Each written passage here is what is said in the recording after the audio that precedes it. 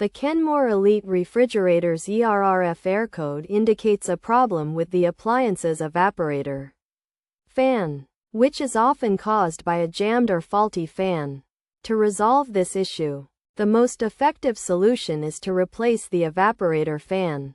This process involves unplugging the refrigerator, removing the shelves and drawers, and unthreading the screws that hold the evaporator cover in place at the back of the unit.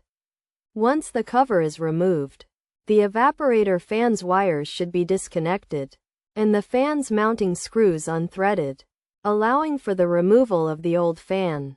The new fan assembly should then be installed by placing the blade on the assembly, securing it to the mounting bracket, and reconnecting the wires. The evaporator cover should be reinstalled, secured with mounting screws, and the cover's gasket replaced. Finally, the shelves and drawers should be put back in place, the refrigerator doors closed, and the appliance plugged back in. After completing these steps, the refrigerator should be checked to see if the ERRF error code persists.